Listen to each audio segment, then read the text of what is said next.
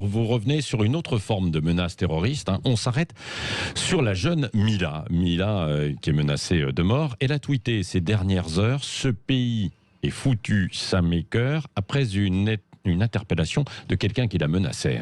Exactement, Patrick. C'est un jeune islamiste radicalisé d'origine tchétchène qui a été mis en examen pour apologie du terrorisme et qui avait pour projet de tuer Mila, qui a été relâché par la justice. Et cet islamiste, figurez-vous qu'il cherchait même des complices sur les réseaux sociaux et le voilà donc libre quand Mila, elle, vit dans une prison à ciel ouvert. Oui, c'est ça. Il est libre, mais sous contrôle judiciaire en attendant son procès. Oui, le fameux contrôle judiciaire, on sait ce que cela vaut. Et rappelons-nous que le meurtrier du père Ahmed, lui aussi un jeune radicalisé qui était assigné à résidence avec un bracelet électronique, n'avait pas eu de difficulté à aller dans l'église pour tuer le prêtre.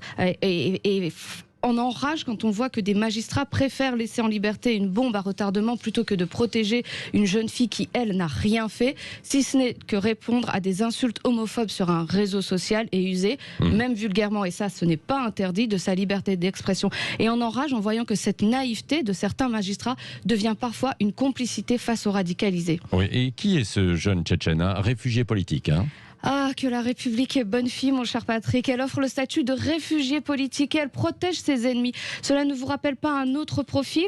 C'est celui du meurtrier du professeur Samuel Paty, lui aussi tchétchène, lui aussi réfugié politique.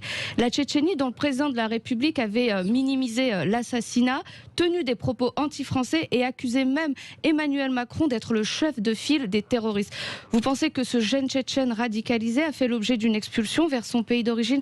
Bien sûr que non. Et c'est grâce à ce type de décision que la victime, qui est Mila, se retrouve, elle, prisonnière, donc dans son pays, une prisonnière politique finalement.